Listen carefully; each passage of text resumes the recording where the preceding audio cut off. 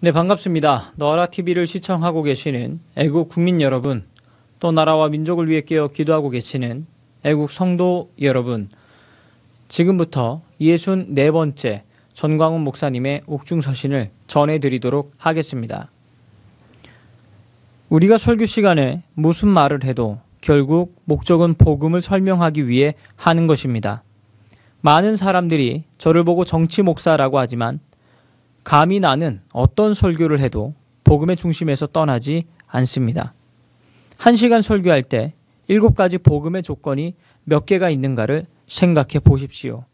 우리의 선배들은 설교할 때 말이 화려하지 않아도 지식이 오늘같이 많지 않아도 복음이 분명했던 것입니다.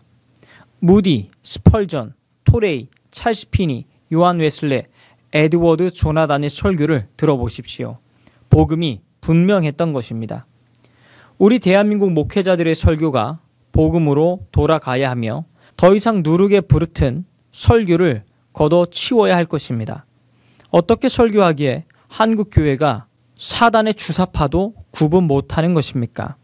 어떻게 설교하기에 헬레니즘과 헤브라이니즘과 복음의 차이점을 성도들이 모르고 있는 것입니까?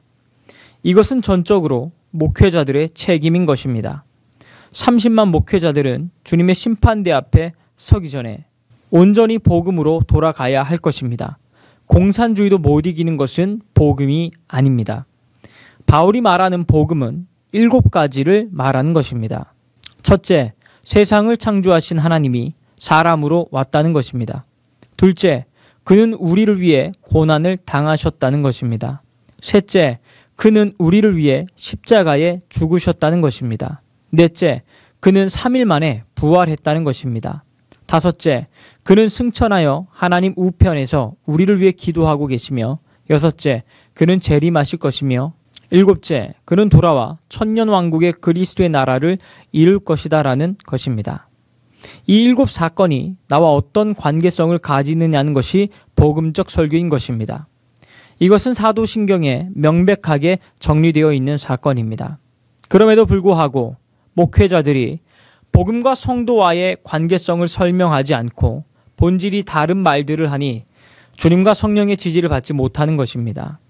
그러므로 메마른 설교를 해야 하고 성령의 기름 부음으로부터 외면당하는 것이고 한국교회 목회자들의 설교가 죽어가고 있다는 것입니다. 요한계시록 2장 3장에 7교회가 있었습니다. 그러나 다 칭찬받는 교회만 있었던 것은 아닙니다. 그 중에 2개 교회만 칭찬을 받았고 2개 교회는 책망만 받았습니다. 3개 교회는 칭찬과 책망이 겸하여 있습니다. 다행인 것은 7교회에 대하여 우리 주님은 마지막에 살 길을 열어주셨다는 것입니다. 회개하여 이기면 용서해 주시고 새 예루살렘의 주인공을 만들어 주겠다고 하셨습니다. 우리는 어느 교회와 같은 사람일까요? 주님은 성도에게 책임을 묻기 전에 교회 목회자에게 책임을 묻는다는 것입니다. 그럼 한국 교회가 왜 이렇게 되었을까요? 그 원인은 목회자들의 설교의 복음이 약하다는 것입니다. 왜 목사님들이 설교할 때 예수님의 별명인 복음을 말하지 않는 것일까요? 그 이유를 알아보면 복음은 너무 쉽기 때문입니다. 복음이 너무 쉽기 때문에 쉬운 것을 말하면 성도들에게 실력 없다는 평가를 받을까봐 복음 대신 세련되어 보이는 지식을 말하고 싶은 유혹을 느끼게 되는 것입니다. 또한 복음을 말해도 반복하지 않습니다.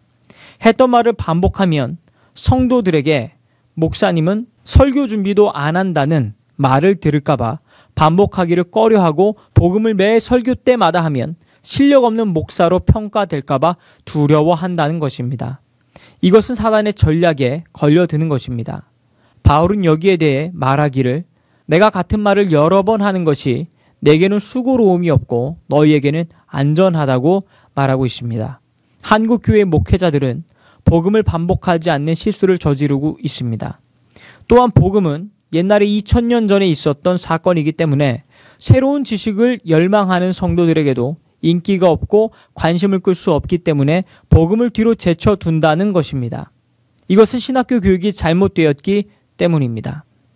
가장 쉽다고 하는 복음이 무엇이냐고 물으면 바울 서신식으로 대답을 못하는 목회자들이 너무 많고 또 알아도 너무 복잡하게 설명하는 것을 볼 수 있습니다. 복음과 사회주의는 공존할 수 없는 것입니다. 오 한국 교회여, 복음으로 돌아가자. 복음으로 사회주의를 이기자. 공산주의를 이기자. 젊은 성도들이여, 분별력을 가지고 복음으로 주사파를 이겨주시길 바랍니다. 서울구치소에서 전광훈 목사 드림. 이로써 64번째 전광훈 목사님의 옥중서신을 마치도록 하겠습니다. 시청해 주셔서 대단히 감사합니다.